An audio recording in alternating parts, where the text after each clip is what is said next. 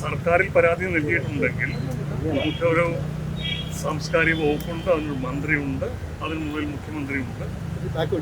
പരാതി തീർച്ചയായും മന്ത്രി പരിശോധിക്കും. എനിക്ക് ഈ ദിവസങ്ങളിൽ നമ്മുടെ യാത്രയിലാണല്ലോ അവരെല്ലാവരും. അവർ തിരിച്ചെത്തിയിട്ട് പരാതി പരിശോധിക്കും. അതിന് വളരെയധികം പ്രാധാന്യം അവർക്ക് ബോധിച്ചെങ്കിൽ അതിനു മുമ്പ് തന്നെ ഞാനുമായിട്ട് അവർ സംസാരിക്കും. എന്നിട്ട് സാംസ്കാരിക വകുപ്പും സർക്കാരും പറയുകയാണ് നിങ്ങൾ തലസ്ഥാനത്ത് തുടരാൻ അർഹനല്ല, യോഗ്യനല്ല എന്ന് പറഞ്ഞാൽ ആ നിമിഷം പടിയിറങ്ങാനുള്ള മനസ്സും എനിക്കുണ്ട്.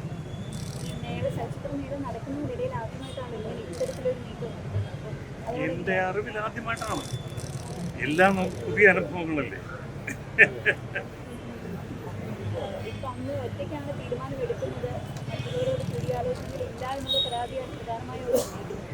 അല്ല, അതിനെക്കുറിച്ച് ഞാൻ പറയുന്നതിൻ്റെ കൂട്ടത്തിലേ അതെനിക്കൊരു സെക്രട്ടറി ഉണ്ട്. ഫെസ്റ്റിവൽ നടത്തുന്നതിൽ നമ്മുടെ എച്ച് ഷാജി അടക്കമുള്ള ആളുകളുണ്ട്. ഡെപ്യൂട്ടി ഡയറക്ടർ ഫെസ്റ്റിവലുണ്ട്, വൈസ് ചെയർമാനുണ്ട്.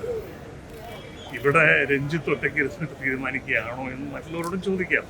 അവർക്കും ഒരു മറുപടി ഉണ്ടാവില്ലേ?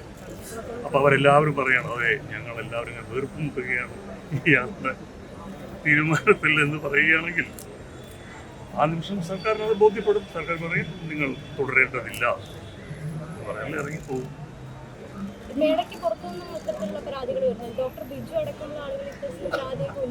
എല്ലാം കൂടെ കൂട്ടിക്കുഴയ്ക്കണം.